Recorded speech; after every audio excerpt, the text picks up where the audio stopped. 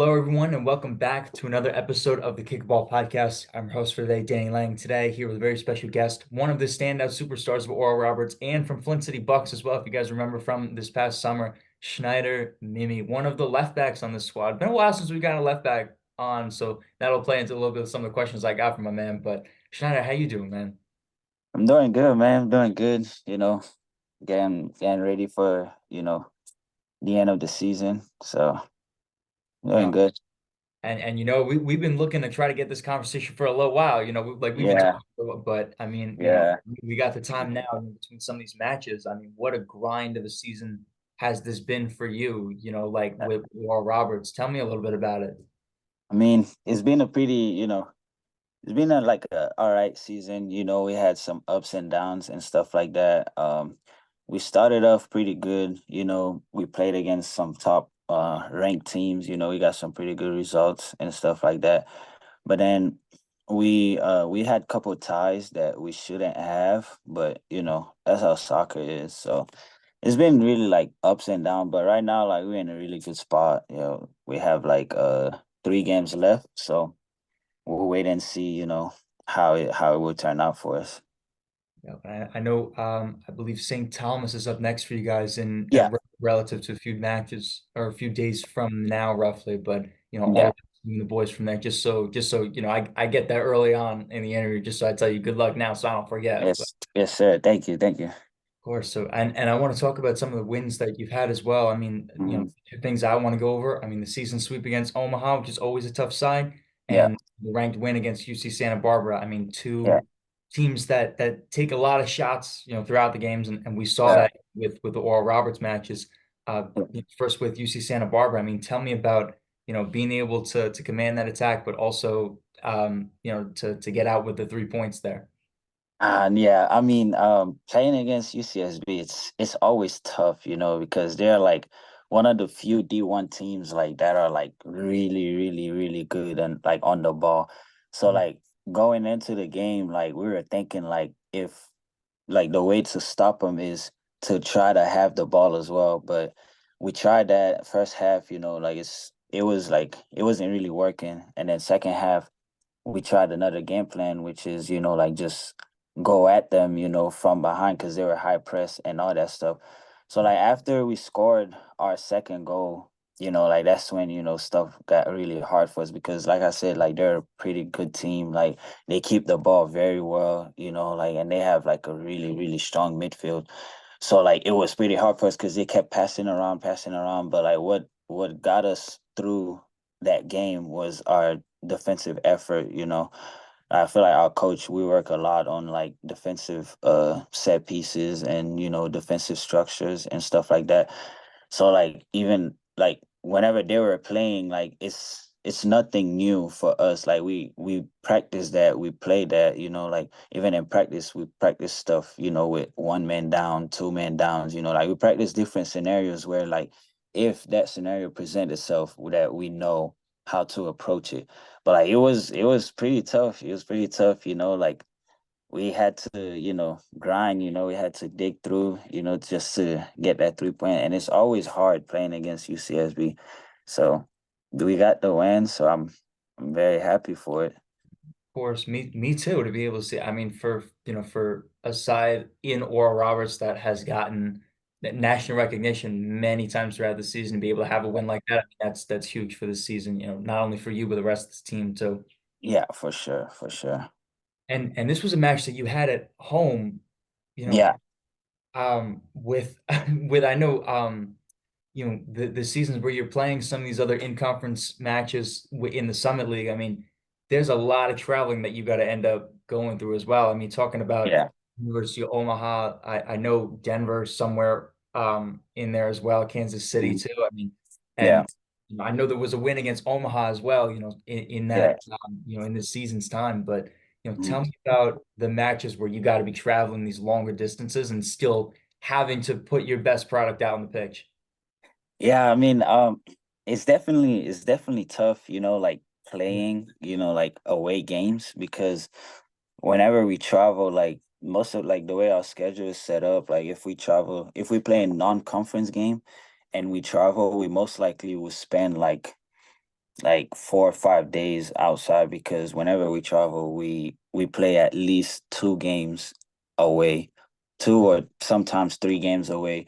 So when we traveled against our first home, not home opener, but like our first game against Kentucky, when we traveled to Kentucky, and then from Kentucky we traveled to Dallas to play against SMU. So like it was like a technically a week of a week of being away from the school and stuff like that. So with schoolwork and guys that had like family and all that stuff, all that play a huge role, from playing away. But the guys are strong, like they were able to you know dig deep and just get the job done. But like it's always tough because like whenever we traveling, it's like the bus rides, like you have if we fly, we have like some guys have jet lag, and then whenever we travel like on the we have like the hours and stuff like that. So like all of these play a huge part on you know the performances and stuff like that. So whenever I seen guys putting in work, even after all those days of traveling, like it makes the team happy. It makes the coaches happy, and everybody get to play their best games. Yeah, of course. And not for nothing though, too. I mean, these aren't against opponents that you guys are where the expectation is, all right, we just got to go in and take care of business, but Mm, make sure that it's a tough fight. Go mm, ahead, try to fight for that three, or no, not try, fight for the 3 points, do what you need to yeah, do. But I mean, you yeah, look at matches against Kentucky, yeah, SMU, you see Santa Barbara, like we were talking about, yeah, already in the Summit League that has a high level of competition. I yeah, mean, yeah, this is not an Oral Roberts team that is not battle tested. You know what I mean? You yeah. guys really go ahead and make sure that you're playing some of the best teams in the country. Yeah, for sure. Yeah, for sure. So like, that's why like whenever like we going away, like it's a different mindset because we already know, yeah, we're going away. We're not gonna be, with our home fans. We're not gonna be, like a lot of things are gonna be against us, but all we can do is control the controllables, like just control what we can control, which is our effort and our intensity. So that's what we keep doing every time we travel. Yeah, I think that's a great way to go about that. I mean, admittedly, that's from from a guy who never really played soccer past 11th grade, but I mean, I love hearing Mm. that from you, man. Yeah, for sure. For sure. And I gotta ask though too. I mean, I know you've taken that left back role in Hmm. Noel Roberts, and we've seen that with Flint City Bucks as well. But I mean, Yeah. with a lot of players being right-footed, I gotta imagine there's a lot of traffic on your side of the pitch too. I mean, how do you Mm. make sure that you're balancing that out and doing what you need to be able to do to hold up that defensive line? Uh yeah, I mean, it's with me, like the main thing for me is fitness, like if like my fitness is good, then you know, I won't be worrying about anything because I know I can go up and down the field. But like if like let's say like preseason, and we having our first game, then that's when I'll be like, yeah, like I have to pick and choose my moment. I have to pick and choose when to attack, when to defend because my fitness is not where it needs to be yet. Because as an outside back, like if you're like going up and down the field, and whenever you have to defend like a skillful guy or a fast guy, after you made an overlap, like your legs start getting tired. So it's not the same intensity defensively. So like if you're not really fit, like it's a really, really hard job to do. And especially, you know, playing like Division 1 college soccer where like everything is almost like transitional, like you go at a team, you lose the ball, they going right back at you, and then almost like 70% of all the teams have like fast players. So you really gotta manage how you go up and down the field. But like my main thing is like fitness, and then I have to be like ball reliable because I know like I'm an outside back. So if I'm going up with the ball, I can't just keep losing the ball, like just like just turn the ball over or just dribble right into a defender where, I have to chase the ball back. Like I have to be ball reliable. Like if I see I'm 1v1 with a guy, then that's the matchup for me to take. Or, if they doubling me, if it's 2v1, I have to pick up my head, just to pick out a pass or, switch the ball, switch the point of attack and all of this stuff. So for me, but the main thing is, be ball reliable, and my fitness play a huge part of it. And I mean, you talked about. I was going to bring this up a little bit too, but I like that you did too. But it's this little like offensive part that you're able to have on ball, which I think is something that you don't necessarily see from these outside backs. I feel like so much. Yeah, Sometimes more of a role, for these outside midfielders that aren't necessarily looking, a box in the middle of the field to have that yeah, chance. The winger, the way that mhm, like, when yeah. did you realize that that was a huge part of your game and what was going to allow you to be successful at a Division 1 level? Um, when I realized that, it was like it was when, because like when I came to the US, I was like 14, I think 14 years old when I came to the US. So I didn't play any academy or any club teams like that. I only played high school, but like our high school team wasn't really good. So like I played with, a team named College Dreamers in Miami with my coach, Mike Reyes. So he was like the main one, like that saw like he saw like my speed, my skills, like my athleticism and stuff like that. And whenever I played for him, he allowed me, like he gave me the freedom. He used to tell me like, hey, like if you have the ball, and you want to take this guy on, just go for it, just try it. If you lose the ball, fair enough. You come back and we work on it again. Because I was 18, I think 18 or 17, and then I was playing with him. Like he just gave me the freedom, to do all those stuff. And when I started doing them and I started being successful, and that's when I'm like, like maybe I can add that to my game, like, and like be more dangerous and not being like a defensive minded outside back. I can go at people, I can overlap, I can take guys 1v1, and I have the skills to do it, I have the speed to do it. Just why not? But it was just, like, and around those areas like 2017, 2018, that's when like I started really, like elevate my game and, start being more aggressive, like on the attacking part of the field.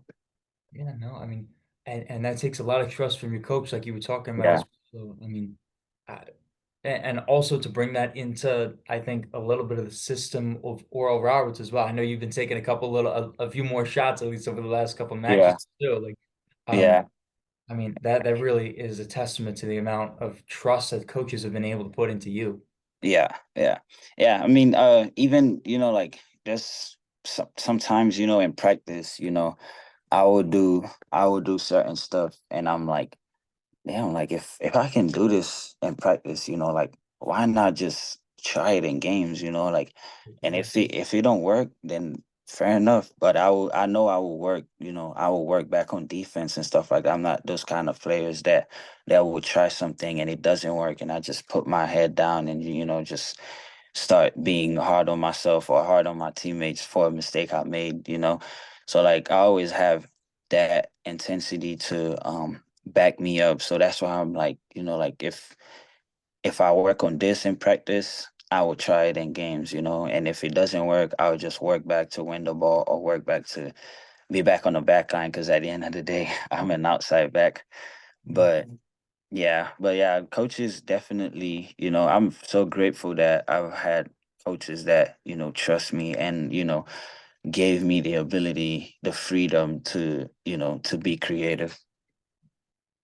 Well, I mean, I've really liked being able to hear your perspective so far, but I want to give the listeners just the journey that, or the chance to hear your journey is what I mean. So Okay. if you wouldn't mind, I want to hear your story from your first memories of playing soccer all the way up until let's say the end of your high school days and then the Okay. recruitment.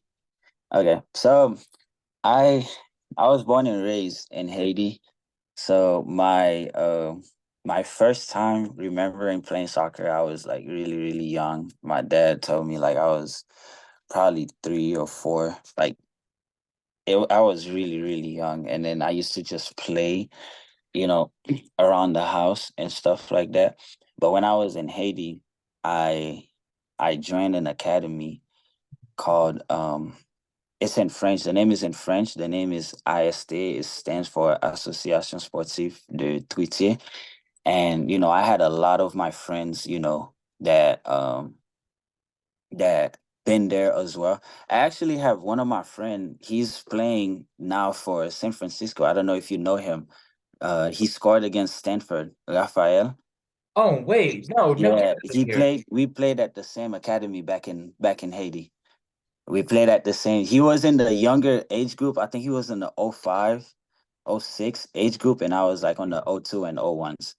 So like I grew up, playing there. It was really good. It was a pretty good level and stuff like that. The only thing is like, growing up in Haiti, like there's not a lot of resources and stuff like that. So all we really had is, school and soccer. So that was our only way out.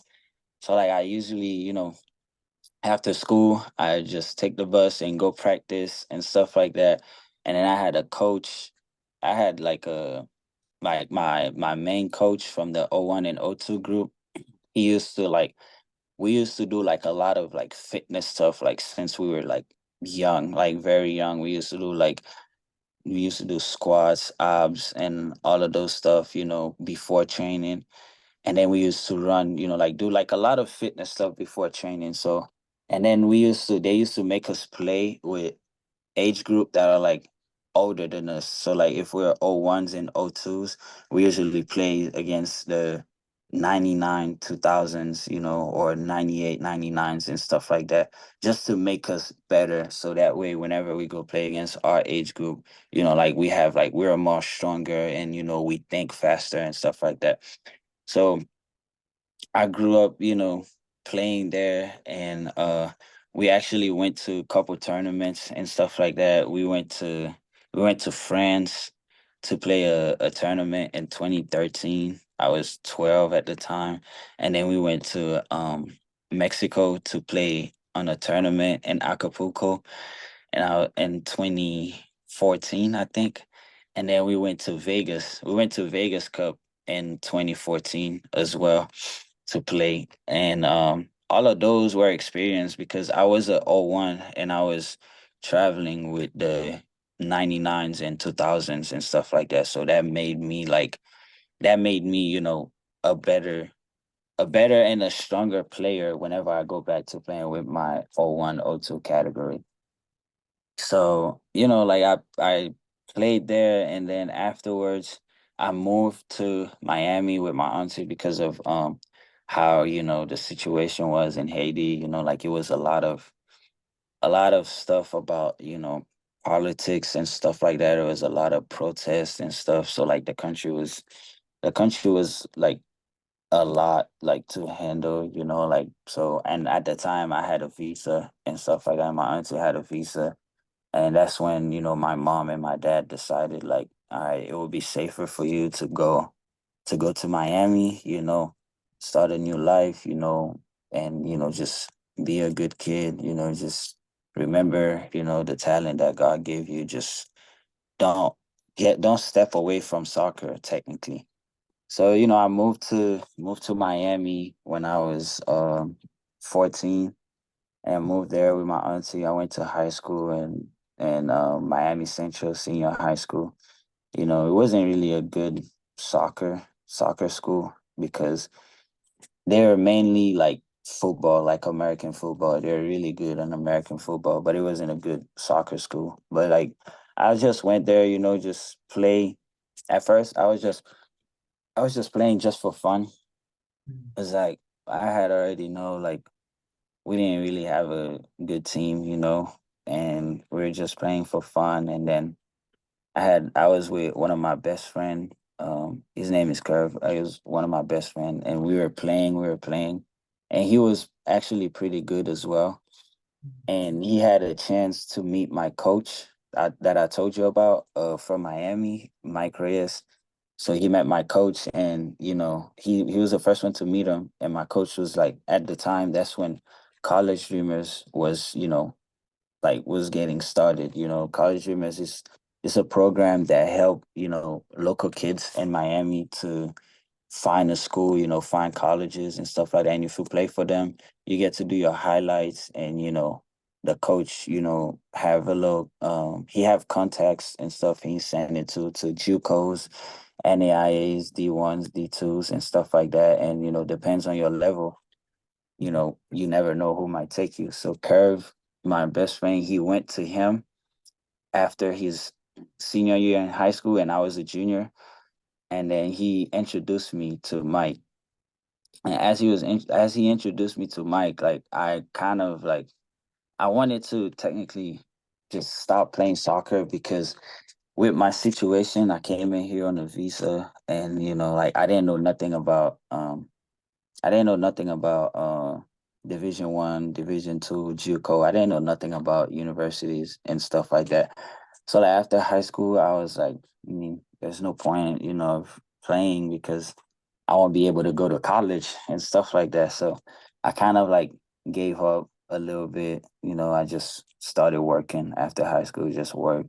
And then my best friend, he was like telling me like, yo, like just come practice with us with Mike, just let's go. I don't know if are you familiar with Eastern Florida College? It's a JUCO. Okay, yeah. Yep. Yeah.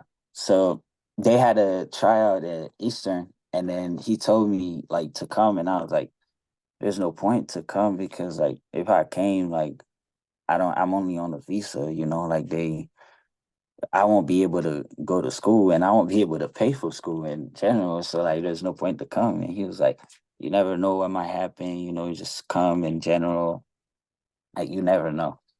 And then, like fast forward, we play, and I ended up by going to one of the Eastern Florida tryouts with me. It was me, him, and then the coach. Like we got there, I tried out, and I don't remember what happened. I don't remember if it was because of scholarship. I don't remember what happened. But then he should have gone to Eastern, but then he's because of his grades and stuff like that out of high school, they didn't transfer in time. So he didn't go to Eastern, but he ended up going to another JUCO.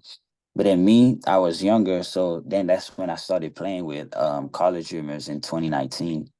So I started playing with college dreamers. We played the Disney Cup in Orlando in 2019, and after that Disney Cup, we played a Sarah IMG Cup in 2019 as well, and I think 2020, before the whole COVID situation, we played a Western Cup.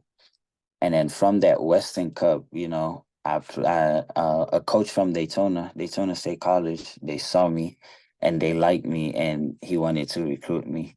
So then from there, that's when, I started, getting my confidence back. That's when I started, like I started being like, man, like maybe I can do this. Maybe, like there might be a way for me to still go to college, even if I'm on a visa. So like after that Western Cup we played, we actually won that cup, and I got an offer from Daytona State, and they offered me to go play for them. And then I accepted the offer, and I played for Daytona. I started in 2020.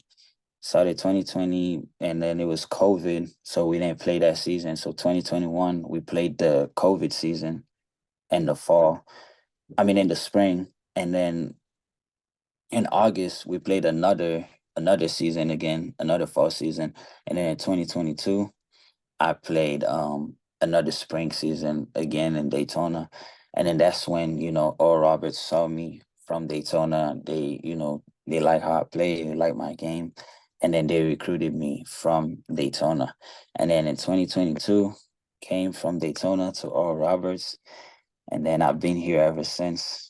So that's kind of like, I know it's a lot, but that's kind of like a quick summary of how everything goes, because I didn't really go in depth. with everything. But yeah, so that's literally how it goes. Man, if that's the quick summary, I don't know. I mean, I'd love to hear just I mean every detail. I mean, but what a journey, man. I mean, and I'm Yes, glad sir. and I'm glad that it's gotten to a point where you're really able to show, at the highest collegiate level, the kind of skill set that people would have been missing out on for years. Yes, sir. Yes, sir. Because in 2018, like after high school, I kind of like gave up. Like I was just like I still love soccer, but like it wasn't really like I was expecting anything out of it, like go to a school or go professional or anything like that because I was like, man, I'm just here. I'm not doing anything. I'm just working and just playing Sunday league. I used to play a lot of Sunday leagues and stuff. So like when, when my best friend when he started talking to me, he was like, yo, like you gotta actually try this, like you never know what might happen. And then I got in touch with Mike Reyes, which is my coach in Miami. I got in touch with him. And then, like he'd been technically like my mentor from the first day that I met him. And he was the one that helped me to get to Daytona. And he was also the one that helped me to get to Oral Roberts as well. But like from the day that I met him, like he knew like my story and he kind of like been there by my side the whole time. Like cause he played college as well. He played college for Oakland University at the Horizon League.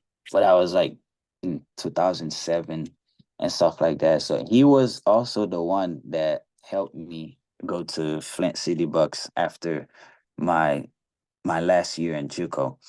So like he was kind of like the one that helped me, like pave the way for me and showing me, like, all right, this is how it is. This is you need to do this, you need to do that to go to this school, to go to that school. This is how you should, this is how like the game is in Division 1 soccer, like this is how it is in JUCO, stuff like that. So he was like technically my mentor throughout the whole journey. So I'm very, very grateful for him and very grateful for my friends, that encouraged me to keep going because without them, like I probably wouldn't be playing college soccer. Because in my head, I technically like I checked out because after high school, I was like, there's no point. There's no point of even playing.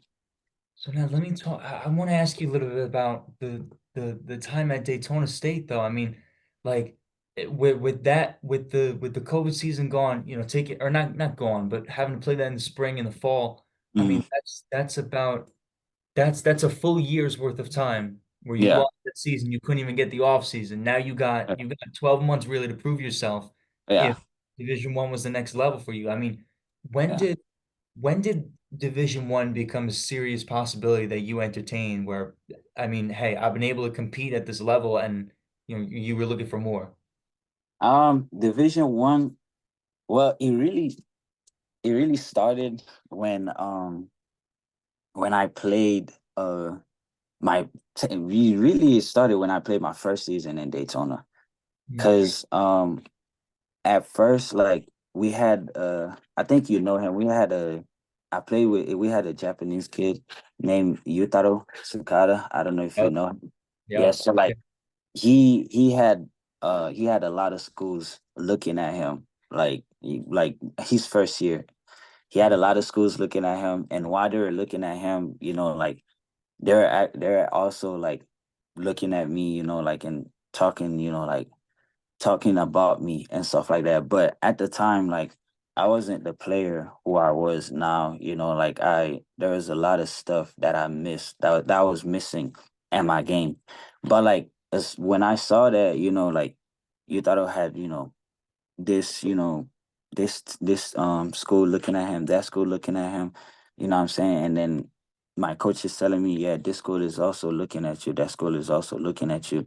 And that's when I'm like, oh, wait, maybe this is, like maybe I can't even go a step further with this because I just wanted like a degree, to be honest, like to play to I mean, I just wanted a degree from a school. But then if I can play, like because I play soccer, I love soccer. I would love to play. But then as soon as I started, seeing those and hearing those, and that's when I'm like, I mean, maybe like maybe this is maybe this is possible. And then I got my very first offer, like after the when our team went to national in 2021, went to national, and I think it was Kansas City that national was. I don't remember if it was Kansas or Tyler. But our first national, I think it was Kansas. We went to Kansas for our first national, and I had a pretty good performance and stuff like that. And the very first school that offered me was FGCU. They wanted me. They wanted me that year, but I didn't want to. You know, I didn't want to hurry up and commit to a school because, like I said before, like I didn't really know anything about Division 1 soccer. You know what I'm saying? Like I was kind of new to the game, but like after I got that first FGCU offer, like I was really happy. I was really happy, really proud and stuff like that. And that's when like I started working like hard, and I'm like, yeah, like this is possible. So let's just like let me just keep going on what I'm doing and actually, do more than what I can do. Cause I know I can do more. It's just like if I put in my head that, this is like there's no point of doing some things, like I'm not even gonna try out my best. But if I put in my head that, it's possible to do it, you'll always get my best every single time. So ever since then, even in practice and games, I've always given my all. And, from then I had other offers coming in. So it was really like my first season in 2021. That's when, like I seen like, yeah, it's possible to make it to Division 1 level. What about Will Roberts felt right to you though too? I mean, you had a lot of offers coming out of Daytona State, and Yeah. also is a little further away from Miami, where you were at the time, but Mm, or at least around Daytona State. Um, mm, but what about Oral Roberts has felt right? And over the last 3 years, I mean, you see yeah. guys all the time transferring in and out for the last year, that kind of thing. I mean, what's gotten you to stay? Um, I mean, I'm a the thing about Oral Roberts is like it's just feel different, from like this like I've been to my from my high school to Daytona and to Oral Roberts. It just feel different. Like I don't know how to explain it. Like it's just like it feels more like a community. Like you feel like I feel the love from Oral Roberts, like it's like yeah, like if it wasn't for soccer, like people would still care for you. People would still, like people would still like be there for you whenever stuff is going wrong. And then I'm also a I grew up in a Christian household, so like with Oral Roberts being a Christian school, when I told my mom and my dad, like they were more than happy for me to choose that school because it's a Christian school and there's a lot of things, revolve, around Christ and stuff like that. So like I think it's God first, because like I said, like I had other offers and stuff like that, but it's just something about Oral Roberts that made me choose it at first, and then that made me stay, like a lot of kids, they go to a school and if they don't like it or if they don't get the result that they want, they enter the portal, go to another school and stuff like that. But like the thing with me and Oral Roberts is like it just feel like I don't know how to explain it. Like it just feel like there's like a family, like it feels like there's a bond. And I feel like if I ever were to transfer or, leave the school, like I feel like I would just break that bond and like it will feel more it will be more like hurtful to like it will be more hurtful to know that I hurt a lot of people that cared about me and, like, and looked up to me at Oral Roberts instead of, just leaving the school just to go to, somewhere else. Like it will hurt me more thinking about like the people that cared about me, the coaches, my teammates and stuff like that, ever since I've been there, they treat me like family. It's like the culture at Oral Roberts is something else. Like it's that's the first team I've ever been in, and like where all the guys, everyone is so close with each other, and everyone care for each other, and everyone, like have each other's back from the coaching staff to the players. So like for me, like it's like the culture is one of the main thing I that made me stay at Oral Roberts. And that's something that I think sometimes gets overlooked. I mean, how valuable and important that a great player-friendly culture really is for some of these college soccer teams. And I know that's not something that is past you at all. It's something that I'm sure that you've known and Mhm. become very aware over the last 3 years. Yeah. Yeah, nah, for sure. Because if you think about it, like a lot of players, especially a lot of international players, they're not with their family, like they kind of here on their own, they have no one here like that they can count on. So they technically have to rely on their teammates, their coaches, and people they know around the school. So like let's say if you go to a school where, like you don't you don't have, you don't have no one in the community, like there's no chemistry as an international player. So like there's no chemistry, there's like the community is not as great, like you kind of on your own, like after practice, get in your room, you just go to class, practice, back to your room, go to class, practice, back to your room. Like there's no real interaction with the community or, with your players and stuff like that. Like I think it's a stressful like environment to be in as a player because at the end of the day, like stress play a huge part on how you play, believe it or not. Like if you're really stressed, if you're not happy, if you're not enjoying it, that will affect your gameplay, So like especially as an international player where you when you don't have all your families around, like you need to be in a on an environment where you feel loved, you need to be in an environment where like your teammates, are gonna be there for you, your coaches are gonna be there for you, and like people around the school are gonna be there for you, like you need to be in an environment where like if something happened to you or if you're going through something, you have people to talk to. And I feel like with all Roberts, like I've never had a problem, with, you know, a player or, coach or like even people in the school. Like everyone just been so nice, so great to me. And like I said before, like I just feel welcome there. Like I feel like all like everybody, they just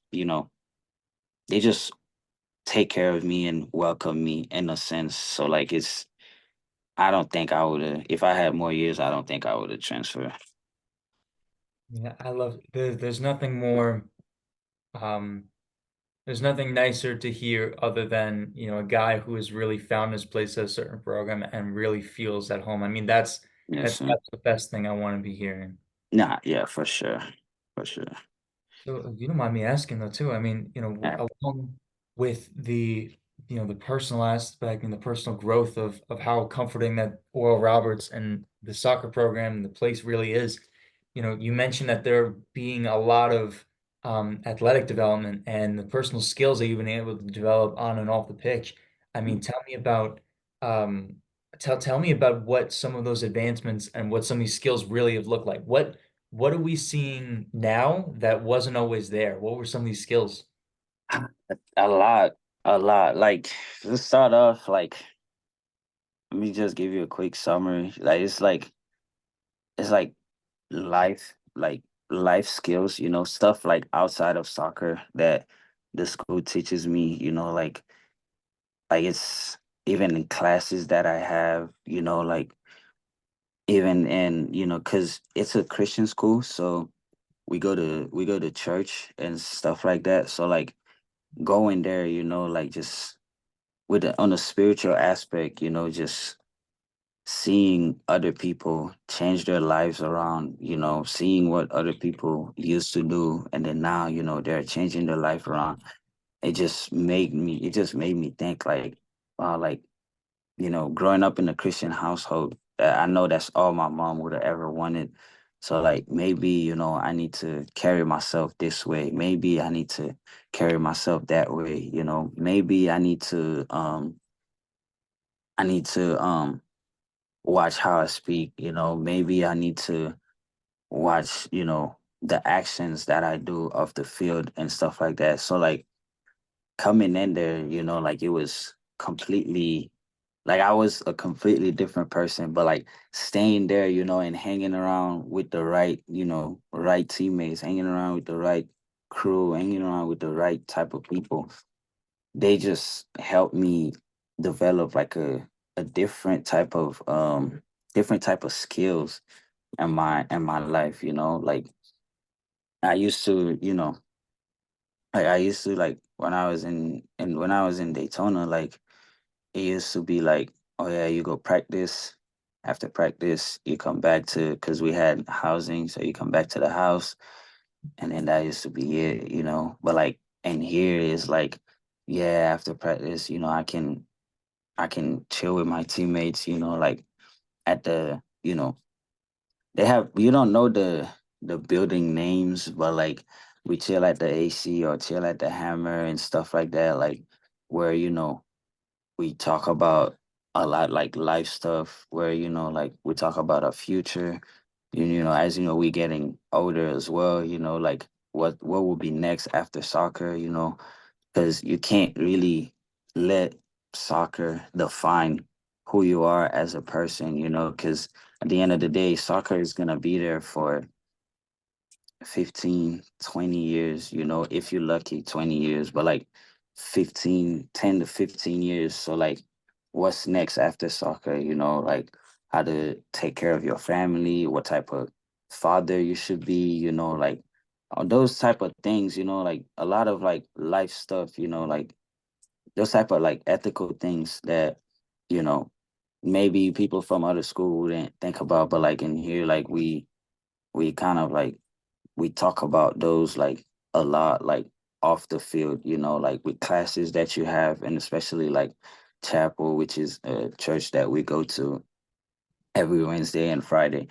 So like, it helped, it technically helped me, like have an idea of who I want to be, after soccer and have an idea what type of, how I'm gonna help out my family, like have an idea of what, what like family looks like and how should we behave as men in the family, like a lot of life stuff. But Yeah. then outside of life stuff, like soccer stuff is like I said, like they give me the freedom, to be creative and stuff like that. I feel like when I was in Daytona, I wasn't really an attacking outside back, like I was mainly like a defensive outside back because I used to rely on my defensive strength a lot, because then I really, like because of our formation, like it wasn't hard to overlap, but like because we had Yutaro on the left wing, so like whenever he get the ball, he's 1v1. We kind of like just let him, just let him do his Got it, thing. So got like it. I kind of like stay out his way and stay as support instead of overlapping every single time. Because I know like you give him the ball, he will just do magic. So like I wasn't really like an attacking player, but when I got here, like I developed a lot on my attacking skills. And my first year in here, I had like my first season in here for an outside back, I had like 7 assists and one goal, like my very first year at OIU. So like it was like from there, like one thing that I didn't have, like I said before, is my fitness. My fitness was terrible. Like I used to come out of games because I used to cramp and stuff like that. So like I usually play 60, 70 minutes a game because of cramps. So like now next on the next season, I fixed that, and then this season is like I feel like this season is just like a mix of everything that I learned, and I put everything together, and then now it's just like I'm just letting my game talk for me technically. But like with um with the fitness situation this season, it's really good. I've had a lot of 90-minute games where like I don't feel like I'm cramping, like I can still overlap even if it's on the 85th minutes. I can still overlap even if it's on the 90th minutes. So like my fitness was like my fitness was a big thing before coming to RU. When I got there, like I worked on it and it got way, way, way better. And then, my communication skills on the field, that's one of the things like coach put a big emphasis on. And he used to tell us like, at a professional level, like you can't just play the game going through the motion or just not saying anything. You will hear people talk all the time, like and then he used to tell us like, it's not like it's not just communicate. It's not just communicate, it's how you communicate. Like because a lot of people they just he said like he wouldn't call that communication, he called that chatter, like yeah yeah yeah, or like those type of stuff, like yeah yeah yeah, blah blah blah, and all that stuff. Like he said, like being able to have pristine communication on the field is probably one of the best thing. It's probably one of the best attributes to have going into the professional life, because telling a guy what to do, telling a guy what to do, like communicate, like pristine communication will solve a lot of issues, because you can give a guy the ball, and you ain't tell him nothing, and he had a guy on his back. But if you give him the ball and then you say pass back, or turn or whatever it is, like it's like simple stuff. But like because we playing and the game is fluid, like we don't really think about saying this or doing this, but it actually help our teammates much much much better than we think. So Yeah. it definitely, my communication skills got way, way, way, way, way better. Because before I used to just play. I used to just play, just not going through the motion, but like just play, run, defend, pass, and all that stuff, and not say anything. But now like I worked a lot on my communication skills. So like Mm. I feel like there's a couple of things that, that really changed from coming to Oreo. Yeah, and the communication though too, that piece. I mean, a lot of goals that get conceded really are just from those lapses of communication. It's not for a Yeah. lack of talent most of the time. It's really just, okay, like, exactly like you're saying, checking over your shoulder and looking, Yeah. okay, like who's where, yeah, Yeah. no, phenomenal. I mean, I really like being able to hear that. But Sure. and one final thing I want to add though too. I mean, um the aspect of you being left-footed, I think is so valuable just to, you being a player in terms of just something that comes in that you really, can develop to be ambidextrous, but you being naturally left-footed, I think is a phenomenal, interesting little piece like to your game though as well. How has that impacted the way that you play, and has it, how much of an advantage really is that? I mean, being left-footed, like a lot of people, you know, they would think like with my play style, being left-footed, they would think like I would be like a right winger, like or Right. like those type of players, because um I can dribble, I can run and all that stuff. I can take guys 1v1 and stuff like that. But like really the advantage is like I can also play defense. So like that's the main reason why I'm an outside back.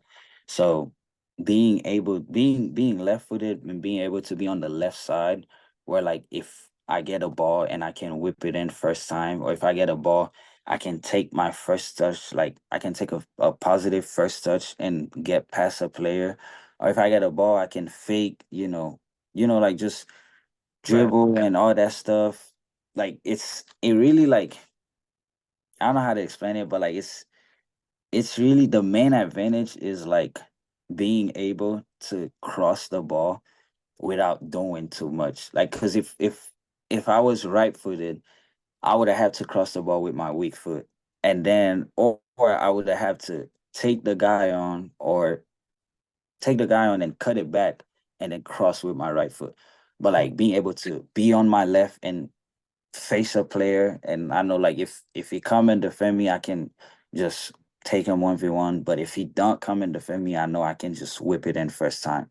So like I think like that's the and as an outside back, you need to be able to work on your crosses and stuff like that. So like I think like that's the main advantage that being a left-footed left back gives, because you are able to do a lot of stuff without having to do too much. Like I don't know if that makes sense. Oh, totally. Yeah. And that Yeah, also helps with the one-on-one matches that you get into, whether you're on the defensive end or you're taking a guy one-on-one. I yeah, mean, that has to be, I gotta imagine that that ends up being just huge, such a huge advantage for the way that Oral Roberts is able to play you. I mean, we talk about you being an outside back, but you really have the ability to play in the most positions. Let's say other than the goalkeeper, let's yeah, say. I yeah, mean, for sure. it's very interesting to be able to hear you talk about this though too. And I mean, one-on-one ability. What are the kinds of things that are really going through your mind before I ask a few other little wrap-up questions? All right. I mean, 1v1, like if I'm going at a guy 1v1, most of the guys in the conference, they kind of like know how I play already. Like so they kind of know what to expect from me 1v1. But it's just like when in my head, it's just like if I'm going at a guy 1v1 and then you stab, that's when you give me an advantage, because as soon as you stab, I don't even have to do too much. All I have to do is just take a touch past you and I'm through. Or if the guy already know, like I'm going down the line because I'm left footed. I like to go directly at the guy. Like if the guy is guarding me on the right, like on the left, and then he's like, let's say at the edge of the box, I like to, instead of going down the line to cross, I like to go directly at the guy. And then now I have two options. I can cross it first time, like while I'm going directly at him, or I can go directly at him, take a touch to my right foot and shoot, or go directly at him, take a touch, and then cross it with my right, go directly at him and then pass it to one of the strikers, or go directly at, and last thing, which is the most effective, is go directly at him, and then if he's watching the pass on the inside, and then just take a touch outside just to get to the magic spot and then just cross it in. So like whenever I'm going with, I just watch what the defender wants me to do. Cause like usually defenders, because I'm a defender myself, like they will show you where they want you to go. Like if he wants you to go down the line, he will sell the line option. Like he will just give you the line, and then as soon as you take a touch, then he squeeze you right there. But like whenever I seen they want me to go down the line, I go the opposite way. So now they have to actually switch their hips, to do something else. And then as they're switching their hips, if I have good control of the ball, that's when I can cut back and go down the line. Or if not, I just keep going inside. Or if they're showing me inside, that's one of the easiest thing. I just take a touch down the line. But then going 1v1 defensively is in my head, I know like there's a lot of fast guys playing Division 1 soccer. So if I'm going against a fast guy, like I would, I would give him the line just to make it a foot race, like because you fast, I'm fast, let's just make it a foot race. But like if I'm going against a very technical guy, I have to actually like break down and think how I'm gonna defend him, because a technical guy, like as soon as he get past you, it don't matter how fast you are. If there's a technical guy that get past you, all you have to do is put his body in front of you, and then the only thing you can do is just follow him. Like as soon as he get past you, if you put his body in front of you, you're just gonna have to follow him. So like, I just I just, watch what they do, and mainly my thing is if they send the ball back, if they pass the ball back, that's a win for me because, you know, they don't they didn't actually go at me and, try to do something. So like I would take that as a win every single day. And I've faced a lot of, players and stuff like that. Some of them come at me, like they just try to take me on one on one, and some of them, they pass it out. But like the ones that try to take me one on one is just like I have to like really think. And as soon as they take a big touch, then that's when, I know to like put my body next to them and then just try to have control of the ball. Because stabbing and then slide tackle is the last thing that I want to do. If I ever slide tackle, if I ever stab, that is probably because like I have no other options at all. Like that's the only thing I should do. But like just breaking down and see what they do. And if they 9 times out of 10, they will try to do too much and they will give you the ball without even, doing anything. So, but playing against like a technical player, like, and like I said, like after doing an overlap, you're coming back on defense, legs are tired. Like you really have to like break down and defend and see what they do instead of, just stabbing them. And if they pass it back, that's a win for us. And if I know I have, support from a midfielder right next to me, I will show them inside, and if they go inside, I can actually go with them or they will run right to our midfield. Or if I know like we are protected in the box, I'll show them outside just in case if you take a touch outside and somehow he get the cross off, I know I have my center backs to to cover for me. So it's Very interesting. I love hearing that insight into your own mind and what really that left back position really entails. So it's uh to wrap up, I mean, firstly, I like to thank you and your time to be able to make this a space for you to talk about your conversation, your journey, Schneider. But sir.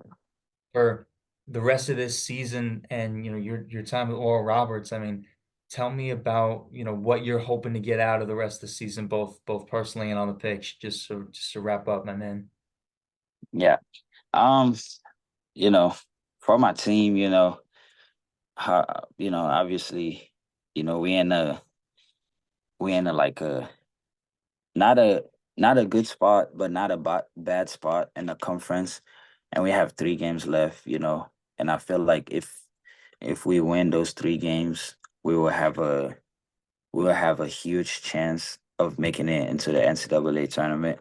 And my main thing is for Oral Roberts to make it to the NCAA tournament and win the conference championship.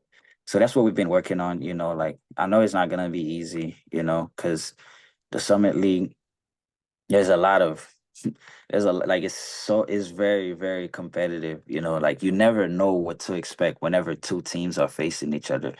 So like we have 3 games left and none of them are gonna be an easy one for us. Everybody is coming to get the best out of us. So we're not entitled to win we're not entitled to win none of the games that we're gonna play. We know that we're going to work for it and we know that none of them are gonna come easy. So my main thing is, like just to grind it out throughout the whole rest of the season and, get the wins, and then win the conference championship. And then when we go to NCAA tournament, I just want to give my best and want to be able to perform at my fullest and, just stay healthy, just stay injury free as well. So those are the goals that,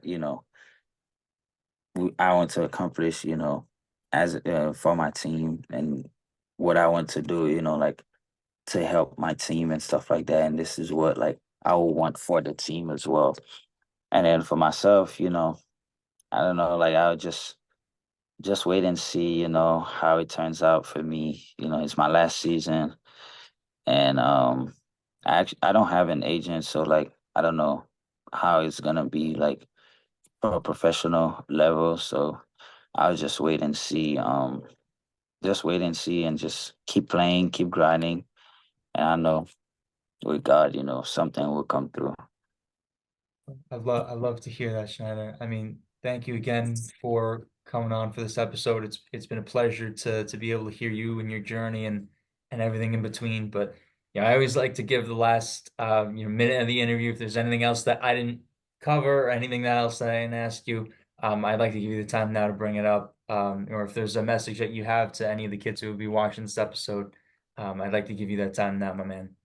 Um, I think we cover everything, but like one message I would send out, especially to the international kids, that are, playing and stuff like that, that playing collegiate level. I just want to say, just don't give up, like you never know who's watching, always play to your best, like always play every single game like it's your last game. Because whenever, like, if let's say, for example, scouts is watching you guys play and stuff like that, like the coach is not gonna come to you and tell you, hey, so and so is watching, you gotta do this, so and so is watching, you gotta do that. Like it just gotta happen like every game, you gotta think about you gotta have like a killer instinct, like, yeah, I'm going to the game, I'm going to dominate in my own position. If you're a center back, I'm going to dominate. Nobody will get past me. If you're a striker, I'm going to dominate. I'm gonna hold the ball, make the runs. I'm gonna be dangerous around the box. If you're a midfielder, like I'm going to, I'm gonna be like the best box to box midfielder, to play this game. If you're an outside back, like defensively, no one get past me. Offensively, I'm taking on people, I'm connecting crosses, connecting passes, like it's those type of mindset, to have going into every single game because being an international student, like I'm not gonna say like there's a disadvantage, but like there's an international spot for every team that's gonna, every team that's signing players. So like if you give your best every single day, like you might get that international spot instead of a player coming from Europe to get that international spot, So like just want to tell all the kids, like just keep grinding, just keep working, you never know who's watching and like just keep praying as well, I mean, I believe in God, so God can do a lot of things for you. So Well that's said. that's all. Well said, my brother. I really appreciate the time again. Yeah. Enjoy. Yeah.